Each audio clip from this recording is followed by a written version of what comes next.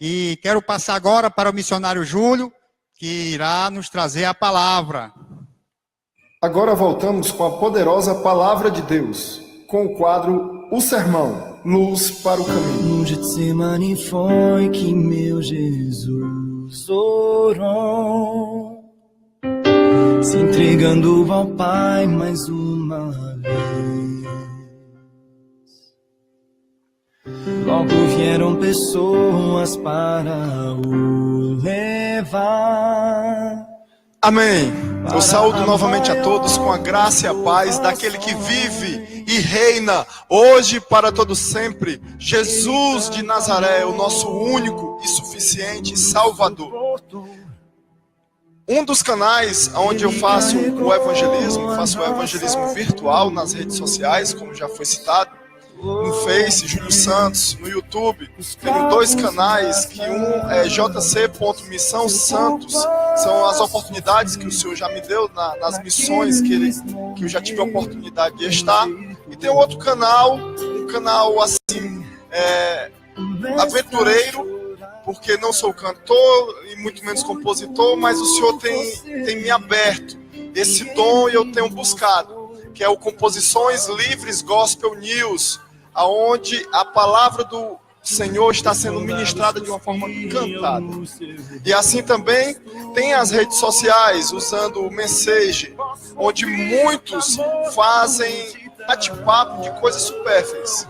E nesse local eu procuro ministrar o seguinte: eu procuro ser um conselheiro pastoral para N pessoas de outros países. E eu aproveito esse momento para mandar um alô para a Nani Esquilo, lá das Filipinas, no município de Manila.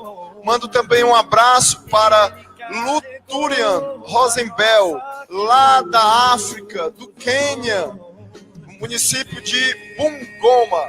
Um abraço a vocês, é um prazer tê-los lhe conhecido. No caso, a Nani, eu pedi a opinião. Nani, se eu fosse te pedir um tema, qual seria para eu estar ministrando essa noite? Ela deu a opinião. Fale sobre 2 cristãos. E assim o Senhor foi me usando, o Espírito Santo me conduzindo, e eu lembrei do livro de Lucas, capítulo 24, os dois discípulos no caminho de Emaús. Então, que aquele que estiver com a sua Bíblia, abra, que eu particularmente não vou falar nada novo aqui. Eu vou somente citar as Escrituras, que é poder de Deus. E assim, no versículo 13 em diante, do capítulo 24, começa a contar a história. A história a partir do versículo 13. Nesse mesmo dia, caminhavam 2 deles para uma aldeia, que distava de Jerusalém 70 estádios. 70 estádios é aproximadamente 13 quilômetros. Se eu for dar um exemplo, aqui no nosso Ceará, é como se fosse do centro da Caucaia até o centro de Fortaleza. Esses são os 70 estádios, 13 quilômetros de caminhada que esses homens fizeram, cujo nome era Emaús, o destino que eles estavam indo. Muitos não sabem o certo qual é a localização exata, mas alguns creem que seja no sudoeste de Jerusalém. No versículo 14, iam conversando sobre aquelas coisas que haviam acontecido. Vamos fazer um parêntese. O que é que eles estavam conversando, esses discípulos de Emaús? Eles estavam falando dos últimos acontecimentos. Se nós fizermos um paralelo com a nossa vida hoje, muitas vezes nós estamos como esses 2 discípulos. Nós estamos à toa, nós estamos preocupados com os últimos acontecimentos do mundo. E no caso específico dos discípulos, o que é que tinha acontecido antes? No capítulo 23 até o capítulo 24, Cristo tinha sido entregue a Pilatos e a Herodes. Ele tinha sido... No capítulo 24, no início dele, no primeiro versículo, no primeiro dia da semana, bem de madrugada, foram estas e algumas outras com elas ao seu sepulcro, levando as especiarias que tinham preparado.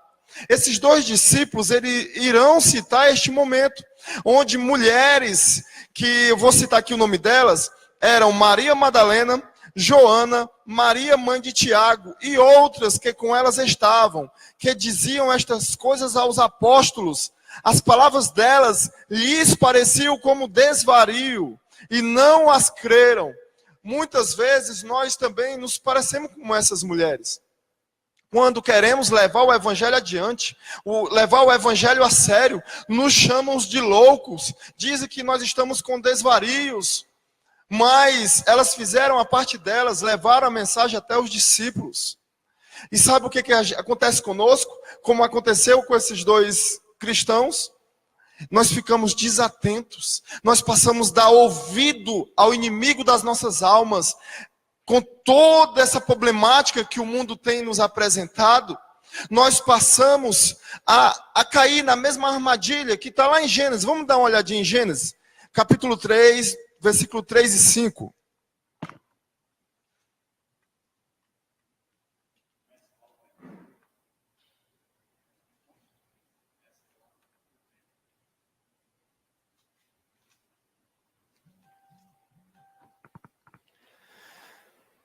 Mas do fruto da árvore que está no meio do jardim, disse Deus, não comereis dele, nem nele toqueis, para que não morrais. Então a serpente disse à mulher, certamente não morrereis, porque Deus sabe que no dia que dele comerdes, se abrirão os vossos olhos, e serei como Deus, conhecendo o bem e o mal. Júlio, você me pergunta, o que é que tem a ver Gênesis com o livro de Lucas? O que é que os discípulos estão conversando pelo caminho, os últimos acontecimentos para nós hoje, nos tira do caminho, nos tira do foco, faz com que a gente se distancie do propósito de Deus.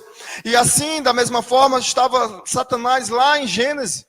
O que é que ele fez? Ele praticamente disse assim, presta atenção. Então a serpente disse à mulher, certamente não morrereis. Ele tomou a posição de Deus. Ele disse que Deus era um malandro. Porque Deus sabe, no dia em que deles comerdes, os vossos olhos, nós deixamos de ouvir a palavra de Deus para dar cabimento a que Satanás tem a nos falar. E assim, da mesma forma que houve no início de Gênesis, esses discípulos, eles se perderam, eles ficaram desatentos. Vamos ver mais o que tem a falar aqui no livro de Lucas. Versículo 15. Enquanto conversaram e discutiam, o próprio Jesus se aproximou e passou a caminhar com eles. Isso acontece muito conosco, amados. Nós conversamos e discutimos sobre tudo. Passamos a perder a fé. E pela misericórdia de Deus, o Senhor Jesus, ele se aproxima de nós.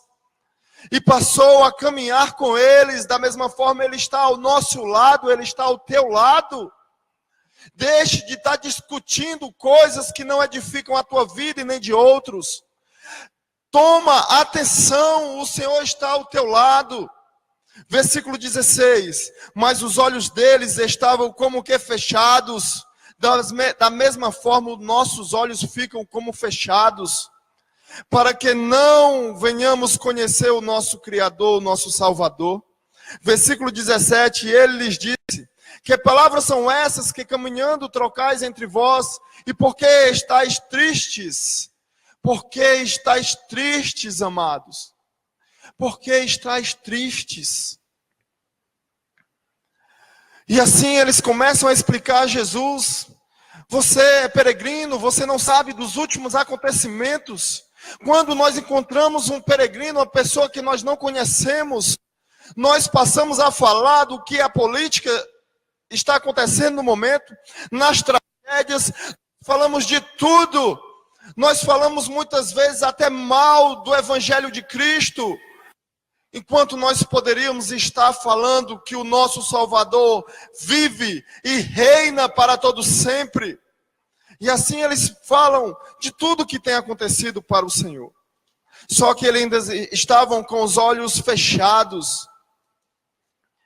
E assim no versículo 19, ele lhes perguntou quais, e eles lhe responderam, tudo isso que aconteceram, mulheres vieram nos dizer que ele tinha ressuscitado. Versículo 25, e aí o Senhor nos dá um carão. Ele diz assim, ele lhes disse, nécios, no grego oneitos, significa tolo, ignorantes. Está vendo o que é que Jesus Cristo, onde muitos dizem, Jesus te ama, mas ele não passa a mão na cabeça, meu irmão. Para aqueles cristãos desatentos, ele te chama de tolo, ele te chama de ignorante. E tardo de coração, para crer tudo o que os profetas disseram. Porventura não convinha que Cristo padecesse estas coisas e entrasse na sua glória? Versículo 27. E começando por Moisés e por todos os profetas, explicava-lhes o que dele estava escrito em todas as escrituras. Tu se preocupa de não dizer o que tu acha, mas de falar das escrituras. O Senhor valorizou as escrituras, amado. Vamos deixar de ensinar intelecto humano. Vamos falar do que o Senhor fala na sua poderosa palavra, que é luz para o nosso caminho, como diz esse programa. Versículo 28. Chegaram à aldeia para onde iam, e ele fez como que ia para longe. Muitas vezes isso acontece conosco, sabia? Nós temos a impressão que Cristo está indo embora, mas ele faz isso propositalmente, porque ele quer nos incomodar. Ele quer nos incomodar para que a gente venha incomodá-lo. O que foi que os discípulos disseram? Aconteceu que estando com eles à mesa, ele diz antes o seguinte, eles constrangeram dizendo, conosco, porque já é tarde, entrou para ficar com eles. Aconteceu que estando com eles à mesa, tomou o pão, abençoou, partiu e distribuiu a eles. Então os olhos deles se abriram e o reconheceram. Em seguida ele desapareceu diante deles. Foi necessário o Senhor fazer uma lembrança sobre a Santa Ceia, sobre aquilo que ele disse, fazer isso em memória de mim. Quando ele partiu o pão, ele nos lembrou, esse é o meu corpo que é partido por vós. Que nós venhamos nos lembrar, amados, que nós venhamos a entender sobre o sangue e o corpo de Cristo, que nós venhamos discernir isso e passarmos a vivermos em novidade de vida, e que não venhamos ser nécios, tolos, ignorantes, mas que nós venhamos acordar essa noite aqueles que dormem. No versículo 32, diz assim, disseram um ao outro, porventura não ardia nosso coração, quando pelo caminho ele nos falava e nos abria as escrituras? Irmão, quando as escrituras é aberto para você, você sente o seu coração arder? Ou você, quando vê a pessoa pregando, aquela pessoa te incomoda? Você está concentrado na pessoa ou na poderosa palavra de Deus? O Senhor diz que retém aquilo que é bom. Retém aquilo que é bom. A palavra de Deus, ela nos guia para a sua maravilhosa luz. Versículo 32. Na mesma hora, levantando-se, voltaram para Jerusalém e encontraram congregados os 11 e os que estavam com eles, os quais diziam, verdadeiramente, o Senhor ressuscitou e já apareceu a Simão. Então os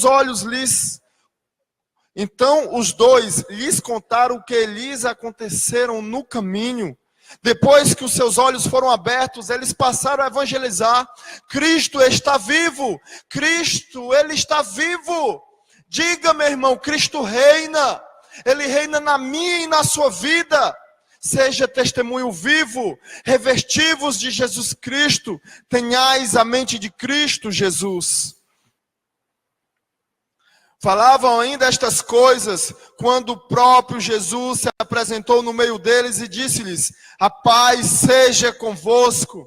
Sabe o que aconteceu, amado? Quando os discípulos deixaram de discutir, deixaram de conversar com os últimos acontecimentos e passaram a evangelizar, como foi dito aqui, nós vimos ele, ele está vivo. Jesus Cristo age e faz novamente um milagre. Ele entra no local onde as portas estavam fechadas. Então entenda, quando você estiver concentrado, estiver testemunhando que Cristo, ele vive na tua vida, um milagre irá acontecer automaticamente.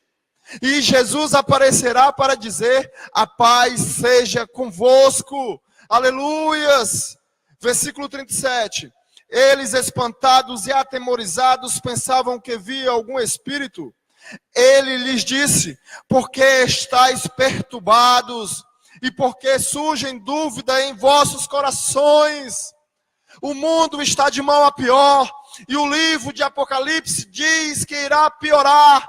Mas o teu alvo não é o mundo, o teu alvo é Jesus de Nazaré. Repetindo o versículo 38, porque surgem, a parte B do versículo, e porque surgem dúvidas em vossos corações. Porque surgem dúvidas. Dando outro pulo rápido no livro de Gênesis, onde nós lembramos, como falou, estamos falando desde o início, sobre dois cristãos desatentos, nós estamos falando também de servos. E no início da história tivemos dois servos, Caim e Abel. Caim foi agricultor, ele passou a cuidar das coisas da terra, aonde Abel se tornou pastor de ovelhas, foi cuidar de vidas. O Senhor não se agradou daquilo que Caim ofereceu a Deus, a ele mesmo. Caim não se agradou, só porque ele não estava dando da forma santa, onde Abel procurou fazer com excelência. Ele procurou dar a sua primícia. Se você for lá no livro de Gênesis, não diz que Caim deu a primícia, não. Diz que ele foi dar a sua oferta. E no versículo de Abel diz que ele deu a sua primícia. Você tem dado a sua primícia ao Senhor? Você tem dado a sua primícia? Caim não deu. O que ele fez? Matou o seu irmão. Vamos dar agora um salto lá para o Novo Testamento. Vamos lembrar de duas outras pessoas. Vamos lembrar de Pedro e Judas. Qual é a diferença de Pedro e Judas? Pedro negou a Cristo 3 vezes. Judas o vendeu por 30 moedas de pratas. Nesse momento, eu me identifico. Quantas vezes, através do pecado, eu não neguei o nome de Cristo? Eu neguei o nome do Senhor através de todas as vezes que eu peco. O nosso conhecido também, Judas, ele vendeu o Senhor, mas trazendo a diferença entre os dois. O que é que Pedro fez? Pedro lembrou da graça. Pedro lembrou do perdão, do sacrifício de Jesus. Pedro voltou para o caminho. Sabe o que é que Judas fez? Não lembrou da graça, não lembrou do perdão de Deus. Passou a corda no pescoço e se enforcou. Qual é a escolha que tu quer tomar na tua vida? A escolha de Judas, a escolha de Caim? Ou você quer ser como Abel e ser como Pedro? O que é que você quer ser, meu irmão? Vou citar mais 2 discípulos. Vou citar para você Estevão e Paulo. Paulo que era chamado de Silas. O que é que acontece? Estevão era dito dessa forma. A face dele parece a face de um anjo. A tua face, a tua vida que representa Cristo, tem se parecido com a de um anjo. Paulo, de perseguidor, passou a ser perseguido. Você tem um novo nome. A primeira coisa que acontece na vida do cristão é o seguinte: o teu nome já é conhecido por outro, como irmão, como servo do Senhor, Por quê? Porque o nosso nome deve diminuir, o dele é que deve crescer. Para que nós venhamos voltar para versículo 32 do livro de Lucas, capítulo 24. De todos esses homens, que nós venhamos a ouvir a voz do Senhor, que diz: por que surgem dúvidas em vosso coração? A fé é o firme fundamento das coisas que se esperam, é a prova das coisas que não se veem, e ela é um presente de Deus para a minha e para a sua vida. Assim eu deixo e agradeço, Senhor, por essa oportunidade que o Senhor nos deu. Em nome do teu Filho amado Jesus, que vidas venham ser libertas, que vidas venham ser tocadas, não pelo que eu falei, intelecto humano, mas pela poderosa palavra de Deus, que o seu coração venha arder, que o seu coração venha estar atento para aquilo que Cristo tem para a minha e a sua vida. Eu agradeço, pastor Atagnã, essa oportunidade, que o Senhor venha estar conosco, hoje e por todo sempre.